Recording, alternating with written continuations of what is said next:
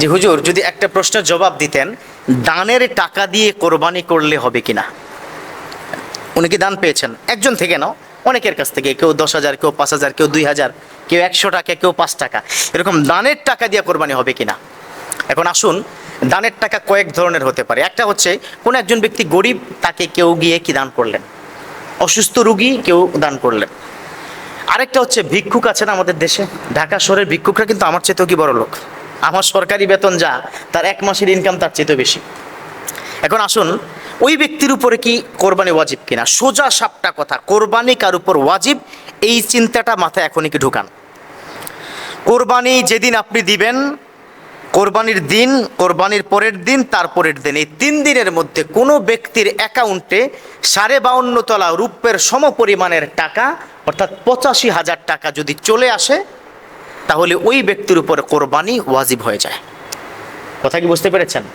জাকাতের ক্ষেত্রে শর্ত হলো 85,000 টাকা লিকুইড মানি কারো ব্যাংকে 1 বছর থাকতে হবে, কিন্তু কোরবানির ক্ষেত্রে শর্ত হলো কোরবানির দিন, তারপরের দিন এবং তারপরের দিন, এই 3 দিনের যে কোনো দিন তার অ্যাকাউন্টে কোনো কারণে দানের টাকা হোক, সদকার টাকা হোক, ভিক্ষার টাকা হোক, এটা যদি চলে আসে তাহলে কোরবানি তাকে দিতে হবে, তার উপর ওয়াজিব। ভিক্ষার সাথে কোরবানির শর্ত নয়, টাকার সাথে কোরবানির শর্ত। হুজুর আমি ভিক্ষুক, বলেন কি আমি এটা কি দিব নাকি? না, আপনি ভিক্ষুক হলেও আপনার 3 তালাকি বাড়ি আছে, এরকম আছে না?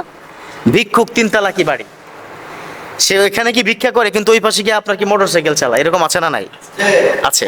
তাহলে এই ব্যক্তির উপর কোরবানি ওয়াজিব হয়ে যাবে। এক কথায় দানের টাকা, ভিক্ষার টাকা ডাজন্ট ম্যাটার, ম্যাটার হচ্ছে কারো অ্যাকাউন্টে যেভাবেই হোক হালাল টাকা যদি ঢুকে যায়, তার পরিমাণ যদি 85,000 টাকা হয়ে যায়, তাহলে অবশ্যই তার উপর কোরবানি ওয়াজিব। কোরবানি ওয়াজিব হয় সম্পদের উপরে, টাকার উপরে।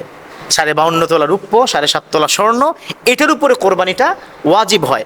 কিন্তু কে দান করেছে? হুজুর আমি তো দান মাত্র, আমি কষ্ট করে দান টান পাইছি, আমার অ্যাকাউন্টে 2 লাখ টাকা আছে। কষ্ট করে কি দান পাইছেন, আর অ্যাকাউন্টে আছে 2 লাখ, কি করবেন?